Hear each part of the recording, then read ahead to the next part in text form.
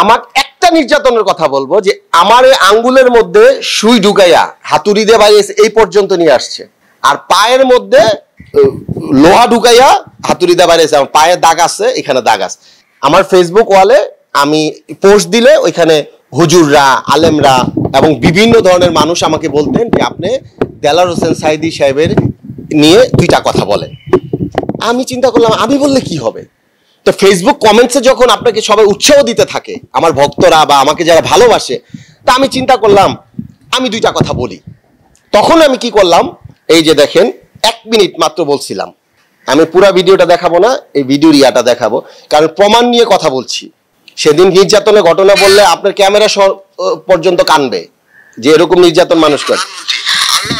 এই যে দেখেন, আমি বলছি মাননীয় প্রধানমন্ত্রী আল্লাহর হস্তে, কথাটা বুঝি, আল্লাহর হস্তে একটা দাবি করছি, যে মানুষটা কাবা শরীফের ভিতরে নামাজ পড়িয়েছেন, সে এই করোনার বিপর্যয়ে ওই মানুষটাকে জেল হাজত থেকে বিবেচনা করে তার পরিবারের কাছে ফিরিয়ে দেওয়া হোক। এইটুকু কথা বলেছি, 1 মিনিটও না, 49 সেকেন্ড। এইটা বলে আমি আমার ফেসবুক ওয়ালে যখন আমি পোস্ট করি, এইটাকে আবার ডাউনলোড করে মাওলানা দেলাওয়ার হোসেন সাঈদী সাহেবের যে ছেলে আছেন উনি আবার ওনার পেজে দিচ্ছে। দেওয়ার পর এইটা ধরেন কয়েক ঘন্টার মধ্যে সারা দেশব্যাপী ভাইরাল হয়ে যায়। এরপরে ভাইরাল হয়ে যাওয়ার পর আমাকে তো আপনার এখান থেকে ফোন, এত বড় বড় মানুষের ফোন, আমি ফোন ভয়ে বন্ধ করে ফেলছি। আমি নিতে পারতেছি না, যে আমি তো আশাও করি না যে ওনারা আমাকে ফোন দিবে, আমি তো কাজুমাজু খেয়ে গেছি।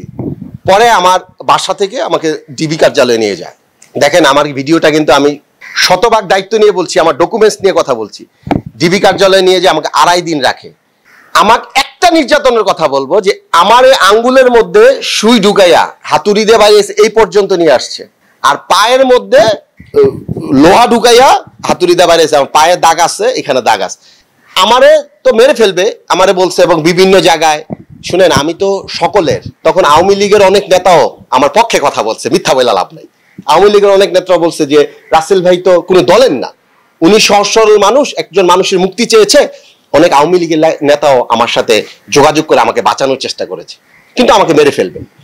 2 দিন আমাকে অমানবিক নির্যাতন করার পর 2.5 দিনের মাথায় দুপুরবেলা একজন ভালো ডিবি অফিসার বলছে যে না, এই ছেলেটা কোনো দলের সাথে সম্পৃক্ত না, এবং আমার ব্যাংক অ্যাকাউন্ট, আমার যত কিছু আছে, আমার সবকিছু তন্ন তন্ন করে তদন্ত করা হয়েছে, যে আমি নাকি 100 কোটি টাকা নিয়ে দেলাওয়ার হোসেন সাঈদী সাহেবের মুক্তি চেয়েছি।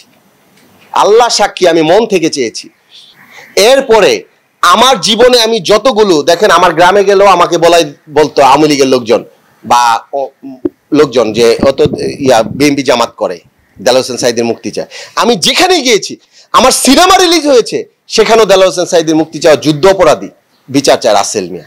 এখন আমার কথা হচ্ছে, আমি কিন্তু আজকে এই কথাগুলো বলেছি বিচার চাওয়ার জন্য না, বিচারটা আমি আল্লাহর কাছে দিয়েছি, আল্লাহ বিচার করবেন।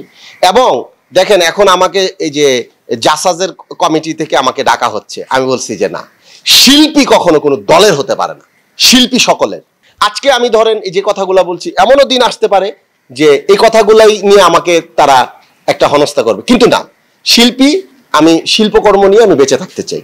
এই জন্য আমি বলবো যে দেখেন, যে নির্যাতন আমাকে করেছেন আপনারা থামেন। এবং এখনো বলবো, এখনো যারা ভালো তাদেরকে আপনারা নির্যাতন করবেন না। এখনো কিন্তু একদল আবার উল্টা আরেকজনকে নির্যাতন করার চেষ্টা করতেছে, আমি বলবো এটা করবেন না। অনেক ভালো শিল্পীকেও আওয়ামী লীগ বানায় দিচ্ছে, আমি বলছি না, খবরদার, এগুলা করবেন না। শিল্পী শিল্পীর মতো চলবে।